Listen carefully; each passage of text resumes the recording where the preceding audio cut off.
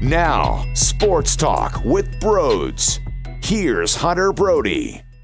What is going on, everyone? Welcome to Sports Talk with Broads. We are broadcasting live from the Manscaped Man Cave. Get 20% off and free shipping with the code BROD at manscaped.com. This is the most that the Anytime Hotline was blowing up. I absolutely love it. This is honestly one of my favorite days of the week. I know watching the game is always exciting. That's when the juices are flowing. But to be able to connect with the listeners of Sports Talk with Broads and to hear their natural, raw reaction after the game and to kind of react to their reaction, I always find it super fun. Grab my cup of coffee, rewatch the game, get some more notes involved. And that's exactly what we're going to discuss today. And Jim Schwartz is under fire by a lot of Eagles fans, and I think he deserves blame without a doubt. I just also think it's funny that this team stinks, right? This roster is flawed, and there's not a lot of talent down there in that secondary and with the linebacking core, and you just can't win when these are your players. The videos are surfacing of Big Ben realizing that Nate Gary was out there, and he moved Claypool where he wanted to and essentially said, go get that man, and boom, the touchdown happened, right? Oh, anyone but Gary! Anyone but Gary, right? That's what people are really screaming about, and I understand. Nate Gary blows. That's what happens, though, when your drafting is what it is and you go out and get a Davion Taylor in the third round who can't get on the field. When you take in the second round a quarterback who threw a football to Richard Rodgers and was supposed to be all juiced up about it. Maybe Davion Taylor can actually play, and they're just hiding him like they did with Greg Ward and Travis Fulgham, and they're not giving him the shot. But, man, he must really be showing nothing whatsoever if he can't find himself on the field with this type of linebacking core. I said it in the pregame show. They're probably going to spread out the Eagles, spread them out, because they just don't have the skill players defensively to match up. So, okay, you want to put Sean Bradley out there, Marcus Epps out there. I mean, these players aren't good. The personnel is abysmal defensively. I just feel like I'm not saying Jim Schwartz is a phenomenal, insane defensive coordinator. He's a good defensive coordinator in this league. Everyone runs back to the Super Bowl. Oh, 500 plus yards. Do you not remember what happened in the Atlanta Falcons game? Nick Foles was not good in that Atlanta Falcons game. But the defense sure showed up. Now, the Minnesota game, both sides of the team played strong, but the defense played strong. To act as if the defense took no part in what happened during the Super Bowl run just because the Super Bowl game was Tom Brady being effective, well, that's ridiculous. I'm only bringing that up because that's an argument that everyone loves to throw out there when it comes to Jim Schwartz. He wasn't even good in the Super Bowl. You wouldn't have even had a lick of a chance without that defense in the Super Bowl. But there's no reason to harp on that. I think it's fair to be mad at Jim Schwartz. It's fair to criticize Jim Schwartz after last night's performance, or yesterday's afternoon's performance. But you have to keep in mind that the personnel on this football team is bad, and this is the NFL. You do not win when you have bad personnel. You don't have players on the defensive side of the football that can make plays. If your defensive front isn't getting home, you don't stand a chance. You just don't. No D coordinator is coming in here and fixing this mess with this roster currently as we speak. So the whole fire Jim Schwartz today! Well, they're the same people that were screaming to fire Doug Peterson and to trade Carson Wentz and to get Jalen Hurts playing time. It's all so emotionally irrational, it blows my mind. So, yes, you know what? Jim Schwartz had a bad game against the Rams, had a bad game against the Steelers. Isn't there a common theme here, though? When the talent is solid offensively, you don't have the personnel to really match up. Your front four, your defensive line, that's great. but you do need players out there on the other side. And you just don't have it. You just don't have it. All right. I spent a little too much time just screaming my face off to begin because we got a lot of phone calls to get to. Let's start this off. It's an emergency, Broads. At linebacker, we have an emergency. We cannot stop anything. It's ridiculous. It's a problem, and you can tell, linebacker doesn't matter when it's a huge field. When you get down in the red zone, you can tell there's a discrepancy. We get taken advantage of all the time. It's getting ridiculous. And, I think back to the linebackers we let go because maybe they didn't look good. But, they would make those plays. They would definitely make those plays. They have the speed and the power. I look at Nate Gary. Yeah, I guess he's a smart guy, but he doesn't have it. We need a real leader in the middle. That's all I can really say.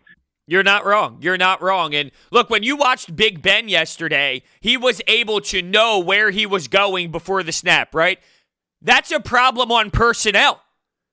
What are you going to do? What are you going to do when Big Ben looks at his matchups and goes, I've got to destroy this one? You want to take that specific player out? Okay, who you putting in? There's no real option. See, this reminds me of what happened when I got into a debate on 97.3 ESPN with Mike Gill because he wanted to put Hector Neris back into a Phillies game when he already pitched 2 innings. So he wanted to put Hector Neris in for a 3rd inning. By the way, Hector Neris is not good at all. Instead, they went with Brandon Workman. Brandon Workman allowed the home run. No, you don't put in Workman, Gill said. You put in Neris for a 3rd. Neris for a 3rd inning? He stinks. He stinks. Anyone but Workman, he kept saying. I'm like, okay, once you get to this level of an argument, Workman or Hector Neris for a 3rd, look at the main issue here. You have slop on your roster. Right? It's that simple. They're not good enough. The personnel can't keep up. Big Ben knew exactly who would get the ball, knew exactly who would win their matchup, because all these guys are all winning their matchups because they have the better talent. You really don't have much you can do. Now, that doesn't say that Jim Schwartz has nothing to do with it, because he does have input on this. But ultimately, when you look at this backside of the roster, you want to freak out about the D coordinator, this and that. They suck! The players are bad. The players are bad. Only so much you can do. First of all, the Eagles blow. Cornerbacks are shitty. Give Jalen a chance. Wentz is terrible. And also in the 4th quarter, that 4th and 5 field goal, they should have gone for it, ran it with Miles Sanders or something like that. Doug Peterson blows. The entire team blows. I am no longer an Eagles fan.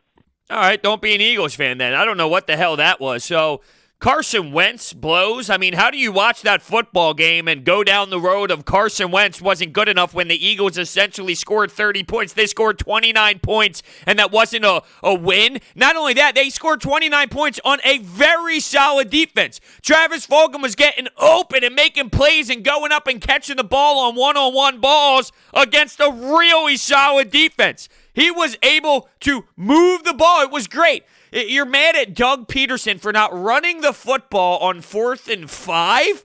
What? That offensive line, while it wasn't the worst thing in the world based off of expectations and having such a big Band-Aid on the offensive line as a whole, Miles Sanders couldn't run a lick in this game. He had 1 play, and it was an awesome play. And you know what's funny about it? J.J. Arcega-Whiteside, he did the only thing that he's doing on this team, which is blocking. He blocked during that 74-yard run for Miles Sanders, which was hilarious to see. But other than that, what was it, 10 carries, 6 yards? It wasn't effective at all. On a 4th and 5 play, you want Miles Sanders to run the ball, and you're mad at Doug Peterson for it. I mean, that just clearly has to be a troll call. But what embarrassing points to make. Man, bro, hell of a game. I mean, it was a good game. The team fought hard. It was a very hard fighting game. I mean, the On the plus side, Travis Fulgham looked good. That's a really positive side. Makes that J-Job pick look 10 times worse now.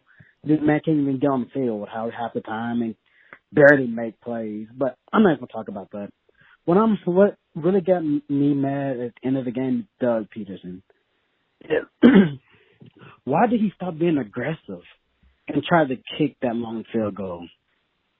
He either should have ran the ball on that third down and see what yards he can get to either kick the field goal from there or go for it on fourth down. He decided to pass, incomplete. In all situations, I want him to pass again. I want him to go for that fourth down. Doug Peterson is known for being aggressive. That was the perfect time to be aggressive.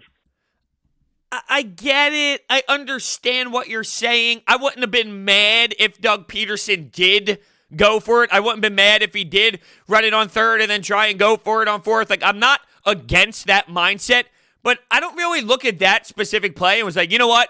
Doug was just not being aggressive. Like, here you go. You have a 57-yarder to take the lead when we all agree that they could have stole the game there, right? Like, that was an opportunity to steal the game, and I get it. A touchdown makes you feel like you're stealing the game more than taking a lead with the field goal, but I don't look at that specific spot, and I was like, you know what? Doug really lost his identity there for not being aggressive. It kind of is what it is in that spot. I don't think it's ridiculous at all to kick a 57-yard field goal with a man like Jake Elliott. He missed. If he made it, I don't think anybody would even bring it up, right? And that's the part of second guessing that is enjoyable about sports talk radio and sports conversation. I don't feel like I look back at that moment and that's the right spot to pick and choose the argument for this game. I just personally don't feel like Doug Peterson deserves blame for going for a 57-yard field goal to take the lead on the road against the Pittsburgh Steelers with all the circumstances that they were, being undermanned. I know Travis Fulgham was electric in the game, but you are undermanned, and just being able to take the lead with the field goal in that spot, I'm for it. I am. Unfortunately, they missed, and the rest is history. Rhodes, I know you're the biggest Jim Schwartz apologist in the city of Philadelphia, but I have no idea how you can excuse what we just saw against the Pittsburgh Steelers today. Easy. The personnel is garbage, but I'll let you continue.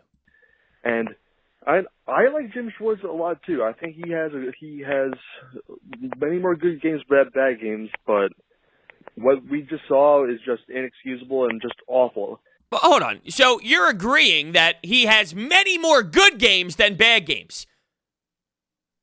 That needs to be recognized here, right? So you're saying, as a D coordinator, he has more good games than he has bad games.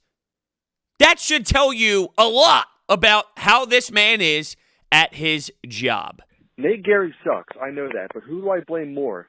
Nate Gary for being Nate Gary, or the guy that put him against a guy who already had 3 touchdowns in the game already? I think the defense was awful, and Jim Schwartz's awful scheme was the biggest reason why we lost this game. See, this is just where I look at the other side, and it's like, who do you want out there? Who do you want out there? What does Jim Schwartz do to satisfy you? Okay, change the scheme.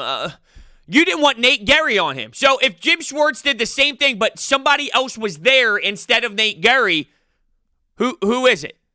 Like, did man ruin them a bit? Was man-to-man tough at times? Yeah, I mean, I'm with you.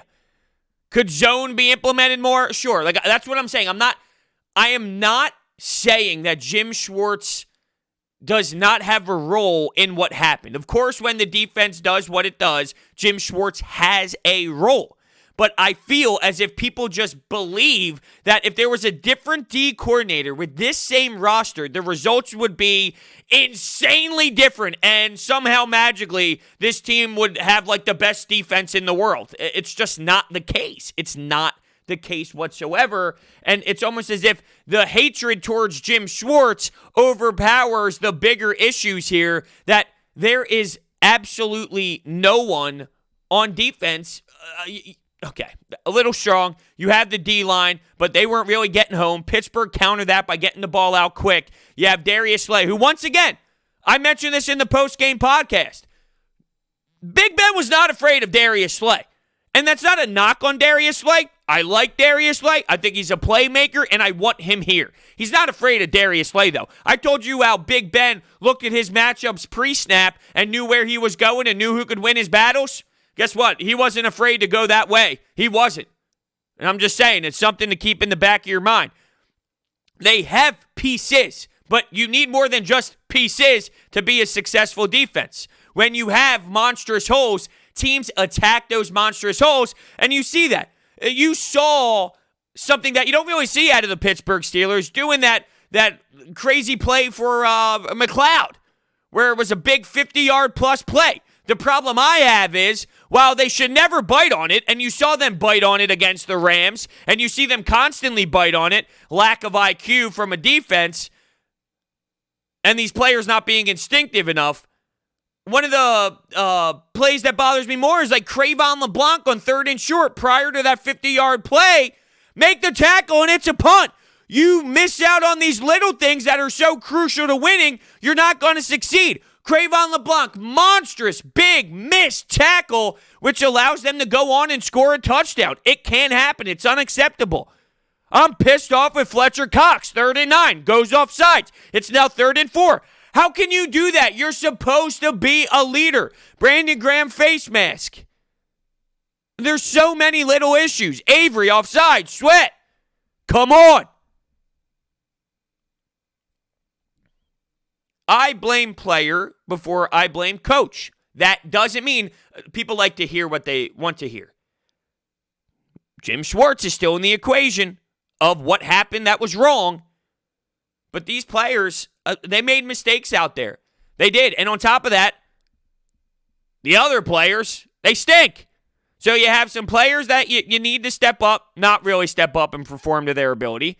And then you have players who stink. I don't know. Show me a D coordinator who's winning a bunch of games when that happens. Yo, Brody, I got a serious question for you. And feel free to call me a false Eagles fan. Do you want the Eagles to win the division this year? Because I just got done watching the Giants-Dallas game, and I pretty much just watched a crowd of 25,000 Dallas fans die watching Dak get injured. I hope he gets better. It's just a joke with this division. They had a hard time with the Giants. The Giants almost won that game. It just seems ridiculous, and I'd like to get your opinion. Yeah, sure. I mean, I understand what you're saying, but first off, Dak, man, I really hope he gets better. And from a competitive standpoint, I just love watching competitors compete and athletes compete regardless of the logo. That doesn't mean I root for the Dallas Cowboys. Of course I don't, but I appreciate what he brings to the table as a quarterback against a team that I don't like.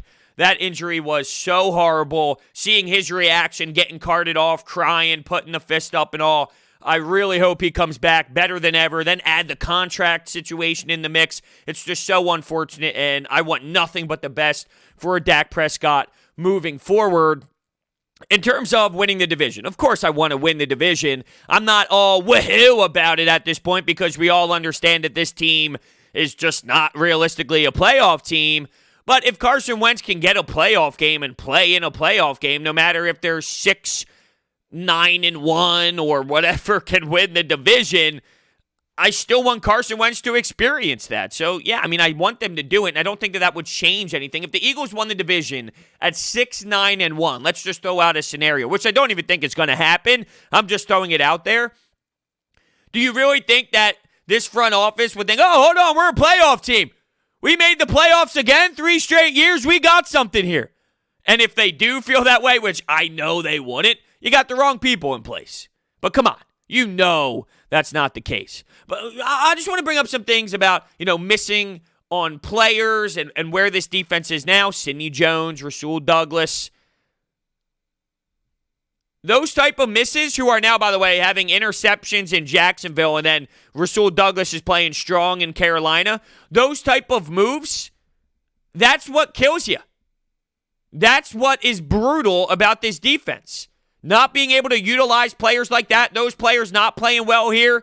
Sidney Jones was barely healthy here, so he couldn't even get on the field.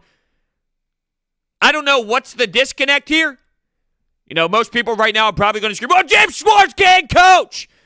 there's a lot that goes behind the scenes with certain position coaches and what they teach. Like, there's a whole philosophy from an organization, from the whole, more so than just, head coach D corner O coordinator, which the Eagles don't even have, and their impact on specific individual positions and what they're being taught throughout practice. There's 10 billion coaches in a damn NFL locker room. And it's about what they teach, and it's just one big snowball effect. But, when you can't utilize players like that, that's when you get into the problem that you are in now. What's up, bros? I'm a huge fan. My name is Rafael, and I'm calling all the way from Florida, but I will always bleed green. And this game, man, I just love the fact that we showed some heart in the defensive side and offensive side of the football. But, man, Jim Schwartz, man, he's got to go. He's got to go. And pretty much Carson Wentz did really well. And Nathan Gary, that dude is trash. He also needs to go. I'm just over Jim Schwartz and Nathan Gary. And tell me how you think Carson Wentz did, man. Thank you very much. Thank you for the call. And look, I thought Carson Wentz was solid, without a doubt. I thought Carson Wentz put together a really successful game against a defense like that. He was moving the ball, and especially when you don't have the run game. The run game was non-existent, and that's what happens when your offensive line is what it is. And overall, like the big grand scheme of things in this game, I thought the offensive line did okay based off of the expectations. There were moments, and that's just going to happen. That's the nature of the beast. But when you can't run the ball at all because the offensive line struggled because of all sorts of factors, to be able to throw it like the way that he did against a defense like the Steelers, who knew they made them one-dimensional, I think that only adds value to what Carson Wentz was able to execute out there on the field. I'm pissed off with Zach Ertz. I hate his body language, his mindset, his approach to the game right now. It's obvious to the team and to the head coach that there's something missing that needs to be addressed. In terms of Jim Schwartz, like, he's got to go. Bad organizations start firing people mid-season, doing this, doing that, right? Dan Quinn got fired of the Atlanta Falcons. Who else got fired? Bill O'Brien. Like, those are the type of organizations that pull the trigger 4 games, 5 games in. While this team is a joke right now, and while Jim Schwartz's time might come at the end of the season, I don't think it's realistic to just can him right now in the middle of the season. That's not really the fix. That's not what's going to just make this defense automatically great. And then, hey, this team is now going to go on a run. At the end of the year, based off of this group being together for so long at this point, there's probably going to be a breakup. There's probably going to be a mix-up, and Jim Schwartz might be the first one to go, and that's fine. Once again, I'm not claiming that Jim Schwartz is phenomenal, insane, the best ever. He's good at his job. He's a good defensive coordinator, but sometimes you need change. You need a new look. You need a new voice, and that may be the case. It just may be the case, and that's fine. I'll address that when the time goes forward here and you talk about the offseason stuff. But as like Jim Schwartz needs to go now, and I'm not necessarily just attacking you for saying that. It's a very clear noise, and it's a very clear message and a loud noise right now going around the city. It's crazy that, people get so, emotionally outraged instantly to think that fixes everything. I don't know what that necessarily fixes. The problem, the big-time problem with this team, they're not good enough. They're not good enough. I feel you're stressing the blame on somewhere where he has part of the blame, but nowhere near as much as this roster is a problem. Hey, what's up, bros? Hey, great show, man. Teddy over here. The issue with the Eagles is like every week is a different team, right? The only consistent is like we don't have great receivers and we don't have a running game. We used to have LeGarrette Blount and Ajayi, and we made it to the Super Bowl. Right now we had a bunch of small backs. Miles Sanders is the one that is keeping up. All the other ones, they just come and go. So we need to establish the running game and provide better receivers for Carson Wentz, and we definitely need to fix the cornerbacks on the defense side. We definitely do need to fix that whole, secondary pieces. In terms of the run game, I thought Boston Scott has just been underwhelming. Miles Sanders, He had the one big run, couldn't get much going. Once again, goes on the offensive line. Corey Clement, he missed a huge block. I don't know what type of block attempt that was. Missed the block, and then Carson Wentz gets hit. That goes on him. Doesn't even go on the offensive line. It goes on Corey Clement. He did not provide his job there, and that's the thing with someone like Corey Clement. You are so limited in action. You are so limited in opportunities. You get a chance there to get a big block pickup, a big spark for you, and you fail completely. It was a miserable attempt. Carson gets hit. It's just not good enough for him. You don't have good enough backs. You don't. I expected more out of Boston Scott. Maybe that's on us to expect more out of a player like Boston Scott, but he hasn't been producing. Then you can look at the whole, hey, should they have went and got a Carlos Hyde, although it's not like he's lighting the world up. A Freeman, who's playing for New York at the moment, he was waiting because he was trying to get a specific amount of money. I just feel, while I understand the running game and the running backs behind Miles Sanders hasn't been what we expected it to be, based off of what else I've seen so far, that's deeper on my list, but I understand the run game being important just in terms of, utilizing it more. But in this game, I guess I really can't be mad at Doug Peterson because it wasn't working. And are you going to keep running your head through a wall if it's not working because you're on your third left tackle? You're on Matt Pryor. Lane Johnson's going in and out of the game. You got Jack Driscoll in there. It's a nightmare up front. And for it being a nightmare, they're doing okay. So credit to Stoutland for being able to work with what he has. And they do a good job at offensive line play for the most part. If we want to bash them for DK Metcalf and Jay Jaw and some of these other pieces, the offensive line deserves a ton of credit because they do plug and play with a lot of these players, and for the most part, they do a good enough job to help you win a football game. They had a chance to win the game. They did. They scored 29 points. Did a good enough job to win the game offensively. By the way, speaking of winning, doing a good enough job to winning, I'm going to try and find a way to mold this together. I've been winning a lot in the sports betting world, thanks to BetQL. If you go to BetQL.com, use promo code BROADS20, you get 20% off of your first payment. And what BetQL provides is a full analysis for each NFL game. It has all sports, but, we're talking football here, all the NFL games. It's got the trends. It's got the money line trends, the trends by spread, first half, over, under, total points. It's got everything, and it shows you where the sharp money, the professional money is headed. And I just use all of those analytics and data, and it helps you make an educated sports betting choice before the games. And I'm sitting back, relaxing, cashing out on my DraftKings Sportsbook app every single damn day. And you can too. Go to BetQL.com or download their mobile app. Use promo code BROADS20 at checkout for 20% off of your first payment. We are also implementing a NFL Weekly Pick'em pool, by the way, courtesy of BetQL, and we are giving away weekly prizes and a grand prize. Rosnov Jewelers, a championship bracelet. Information is all down below. All right, let's kick off our next call. Bros, I hope you're not happy about the way the Eagles played the Steelers team. I mean, I think hopefully at the end of all this, we all realize the Eagles just really aren't that good. Beating the Niners, I mean, they were crippled, playing their third-string quarterback. Obviously, we're going to win that game. Hopefully win that game. At least show we're still competent.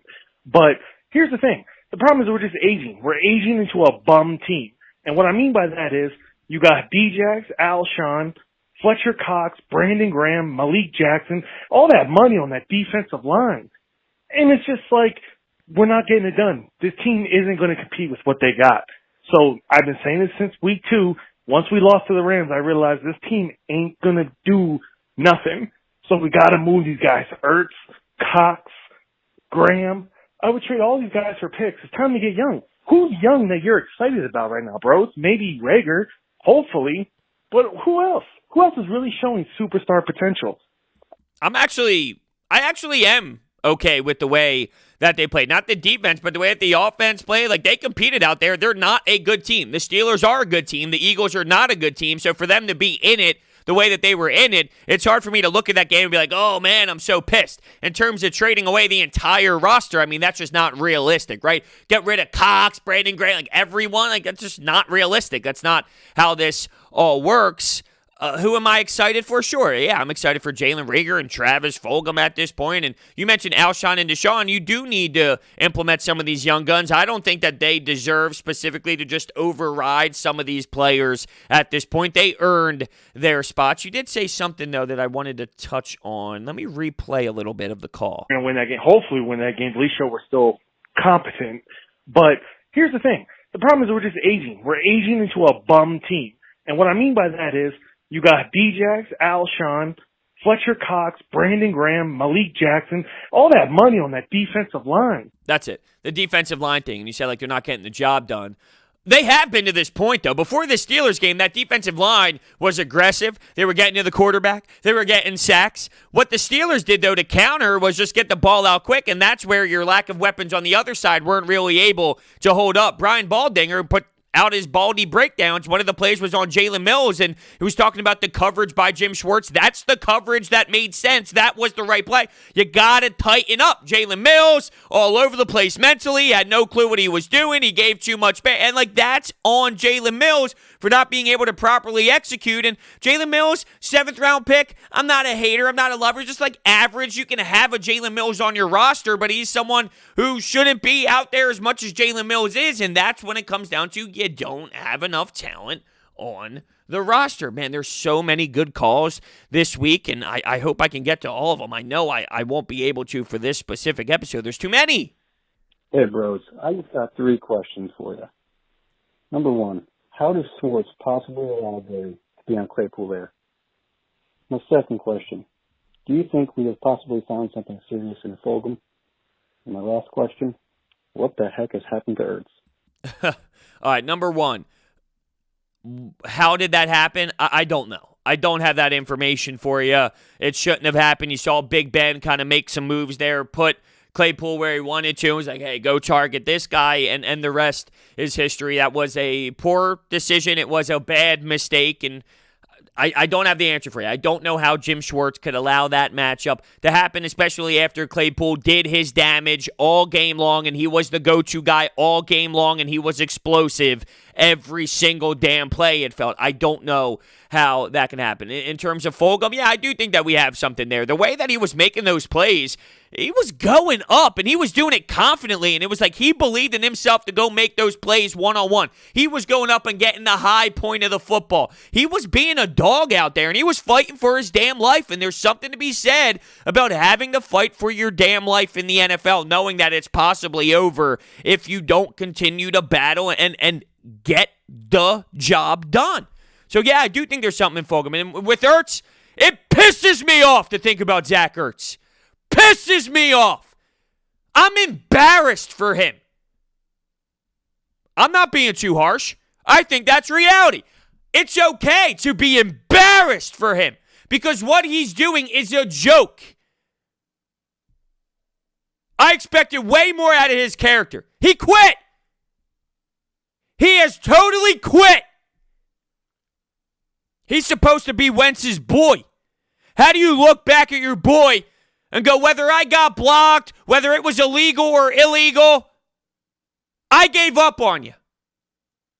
And I barely have any receptions this year. I barely have any yards. How do you look at him in the eyes? It's a joke. Yo, bro. So I'm not gonna lie, that one did sting. Let me just say this though: if you blame Carson Wentz for that game, you're a freaking moron. Oh my God, not as moronic as Jim Schwartz was in this game though. Let me just offer that out. This guy does not know how to. Oh my God, he does not know how to draw up any sort of defensive scheme. Chase Claypool looked like Jerry freaking Rice out there. Now, granted, Travis Fulgham looked like Calvin Johnson, but that's a story for another day. Oh my God, this guy, especially on Claypool's 4th touchdown, a linebacker should not be the only guy there. Okay, this guy does not know how to draw up any sort of scheme. I was a Schwartz defender until today. The guy has to go. He's the freaking worst defensive coordinator. Okay, that's an exaggeration, but he sucks. I'm glad that I let that play out because you kind of fixed yourself. So you said you were a Jim Schwartz defender until that one play. And that's where I think it's obnoxious. Like, think about what you said. It's similar to a previous caller who said he's good more times than he's bad, but, he sucks, he can't do anything. It was something similar to that. Like, you're a defender, and then he has one bad play, and then now he's just the worst state coordinator. He sucks. Do you not see that there's, a problem with that mindset? So he's good, one bad play, a couple bad plays, a bad game, a couple bad games. He's now, horrendous. It's not true. You don't have the talent. I'll take Jim Schwartz with talent any day of the week. He doesn't have talent, though. I don't know how you win in the National Football League without talent. It's very hard to do. All right, so I think this is a good spot to stop the phone calls. We have so much more. I'm thinking about, hey, Doug Peterson's going to speak. Jim Schwartz is going to speak. Maybe I'll mix together a podcast of the remaining reaction calls. I mean, there's a good amount of them still left. I love the fact that you guys are so passionate and juiced up to call the Anytime Hotline. The phone number is 856-442-9805. Don't be afraid to call in at any point of your day. It's available 24/7. I love the way that you guys are utilizing this. It makes my job so much more fun, and words just can't express and explain you and the way that you listen to the show, react with the show. It's mind-blowing at times. So what I'm going to try and do is implement the rest of these phone calls with another podcast coming up with Doug Peterson speaking to the presser, with Jim Schwartz speaking, and we'll kind of continue to react as well. This episode of Sports Talk with Broads is sponsored by Orbit Energy and Power, and with over 20 years of experience in the solar industry, they are home to your solar experts in both residential and commercial projects. They are dedicated to making sure your project is completed easily and properly with trained professionals to get the job done right. Their information is down below. Lastly, before I let you get out of here, I have added memberships to my YouTube channel. So you can become a member. There is a $4.99, a $9.99, and a $19.99 tier group. The $4.99 allows you to send me podcast ideas. The $9.99, I will have a monthly kind of Google Hangout live stream type concept where we can hang out together and talk each month with all of the members. And then the $19.99, I'll actually allow you to send me your video, and you can use your video, your iPhone, whatever type of phone you have. Send a video asking questions, and I'll plop you in to the podcast so we can actually see some fans, which would be awesome as well. So just be on the lookout for that underneath each video. It is available already. So thank you all so much for listening, and I will see you next time.